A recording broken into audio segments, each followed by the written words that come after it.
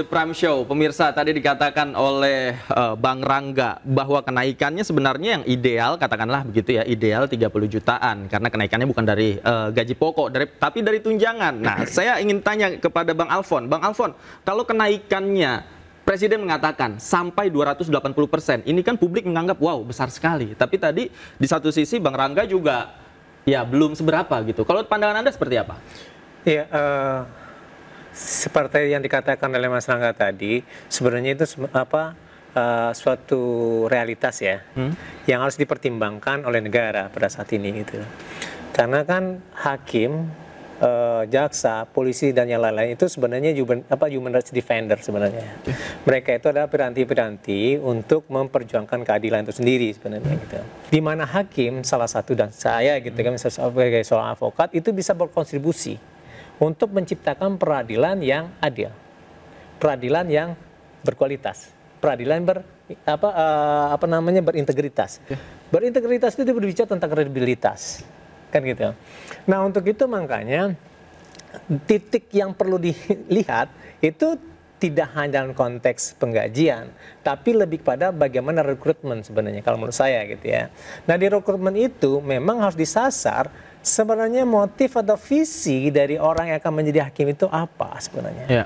Apakah ingin menciptakan keadilan, gitu kan? Saya contoh begini, kalau saya di LBH, gitu kan, saya tidak membicarakan tentang bagaimana berapa gaji saya, tidak. Ya. Tapi berbicara tentang bagaimana keadilan itu bisa terwujud.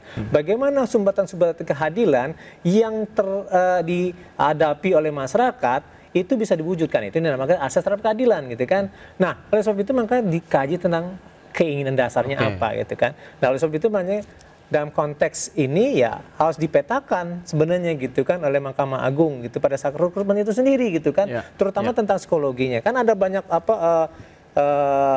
alat bantu ya untuk mengukur, untuk melihat, mengetahui sebenarnya motivasi orang untuk menjadi hakim itu apa, jaksa apa, pengacara apa, sehingga bisa terlihat dengan demikian di situ bisa berkontribusi terhadap peradilan yang berkualitas dan berintegritas. Nah, oleh sebab itu makanya yang namanya gaji ini merupakan supporting. Nah, itu harus dipikirkan. Karena apa? Karena mereka itu adalah human rights defender. Gitu, baik. Sebelum kita sampai di gaji, nah secara psikologis tadi Anda singgung juga soal integritas. Saya nyambung ke Mbak Joyce. Mbak Joyce, soal integritas, ketika gaji hakim dinaikkan, kemudian faktanya juga masih ada jual beli kasus, begitu ya. Nah, kemudian juga ada jual beli perkara. Nah, menurut Anda apakah ini efektif ketika gaji hakim naik? Maka itu akan bisa dieliminir. Iya, tadi ada kata korelasi apa tidak gitu ya.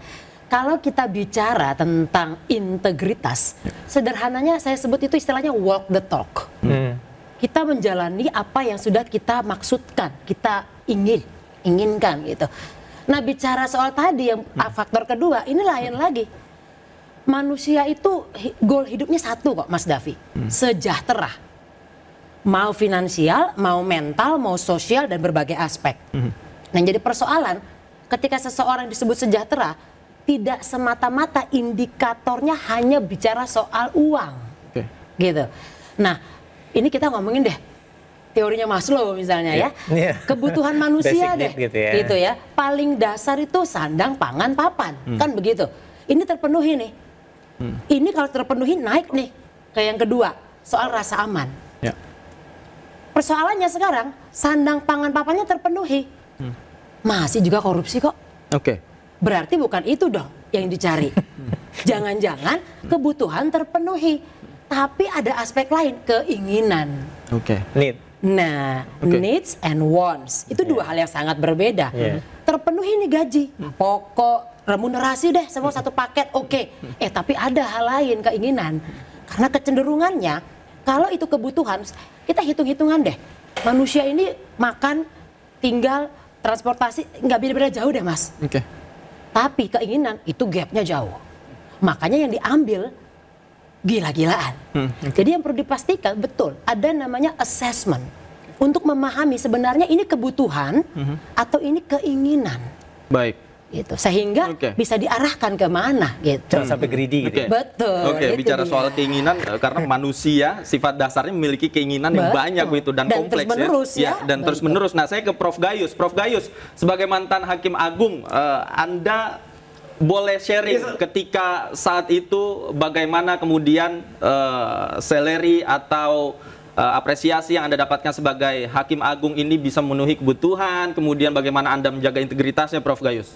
Ya, jadi begini, yang pertama-tama tentu saya berpandangan perlu mengapresiasi Presiden ya, dari sisi niat ya.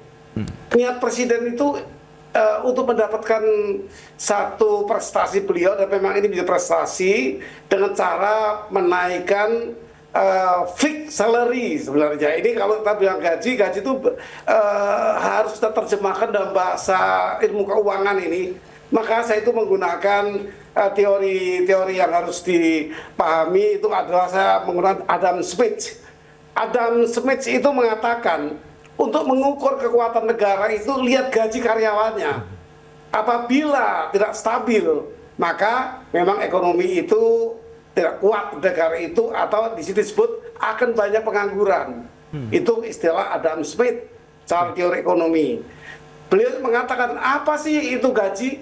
Gaji adalah upah dalam lingkup perjanjian kerja dipotong pajak, hanya itu.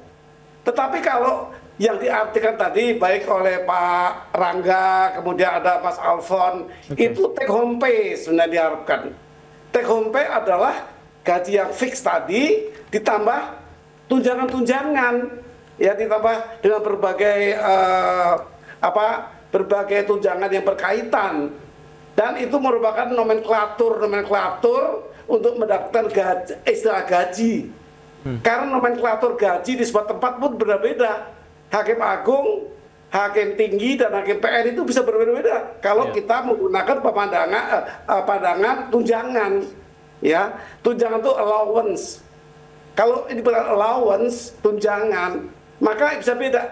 Begini maksud saya, gaji Hakim Agung akan bisa juga kalah dibanding gaji Hakim PN.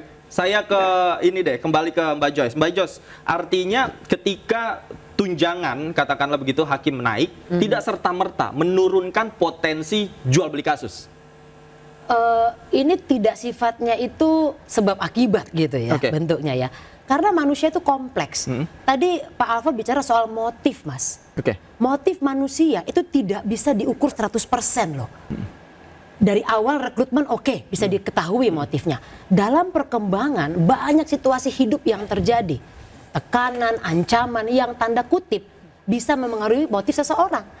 Yang awalnya mungkin dia lurus nih ya, berkomitmen, berintegritas, kita nggak bisa pegang 100%. Nah tadi, apakah dengan adanya tadi kebutuhan yang terpenuhi dari remunerasi, kalau istilahnya Pak Gayus tadi take home pay, apakah pasti motifnya tetap lurus? Ini perlu untuk assessment secara berkala.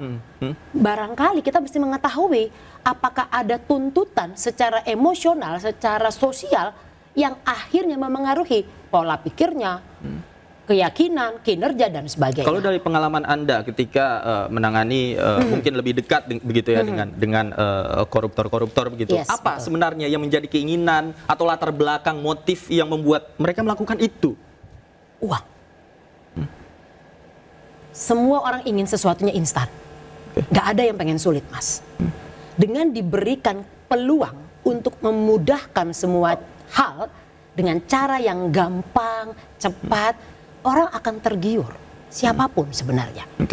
Tinggal bagaimana sistem nilai setiap orang yang akan mengontrol. Saya terima, saya ambil apa tidak peluang itu.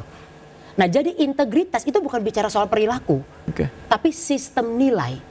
Nah, sistem nilai dibangunnya nggak bisa sehari, 2 hari gitu, puluhan tahun. Dan apakah dengan reward, gaji naik, remunerasi naik, akan memengaruhi perubahan sistem nilai? Belum tentu. Belum tentu ya. Jadi catatan ini saya garis bawahi. Saya ke Bang Alfon. Bang Alfon, sebagai praktisi hukum, di sepanjang pengalaman Anda berhadapan dengan hakim gitu ya, kemudian di peradilan, godaan-godaan seperti ini, kemudian bujukan-bujukan ketika jual beli perkara dan lain sebagainya, itu seperti apa pengalaman Anda? Jadi begini ya, kita harus melihat bahwa visi dari lembaga peradilan itu kan tadi berintegritas ya, dan berkualitas gitu kan. Oleh sebab itu makanya soal gaji itu adalah supporting. Nah, sebenarnya ada ruang-ruang yang lain yang harus dipertimbangkan untuk memastikan bahwa peradilan itu berintegritas. Nah, tadi dikatakan terkait dengan permasalahan rekrutmen, gitu ya. Dan kemudian juga ada juga terkait dengan bagaimana sistem pengawasannya, gitu kan. Nah, salah satu sistem pengawasannya itu ya bagaimana Bawas dan KY gitu untuk memastikan, dan itu tidak ada overlapping antara KY dengan Bawas, gitu kan. Karena begini, di peradilan yang ditanyain gitu ya, atau di pengadilan, itu sebenarnya tidak hanya hakim yang diawasi, tetapi juga ada pegawai-pegawai dan juga di panitera-panitera yang bisa saja atau patut diduga berkontribusi terhadap hal itu sebenarnya. Jangan-jangan perpanjangan tangan dari ya, kita nggak tahu. Atau juga ada yang lainnya, mungkin Sazarov, kan pada saat ini kan diputus gitu kan. Nah, itu kan bisa memperlihatkan juga gitu kan. Ada apa? Orang yang sudah pensiun dan kemudian setelah itu dia bermain, gitu kan, karena dia memainkan, menjual belikan jaringan, link dan seterusnya, gitu kan, untuk memastikan bahwa ada perkara-perkara yang bisa dimenangkan oleh dia, gitu kan. Nah, itu makanya dibutuhkan ada pengawasan-pengawasan yang sangat kuat, gitu kan. Nah, persoalan kan pada saat ini KY, Bawas gitu kan seperti overlapping, gitu kan. Nah, di situ juga bagaimana memastikan bahwa ini panitera juga harusnya tercakup dong ke dalam ini, gitu kan. Tidak hanya hakim, gitu kan.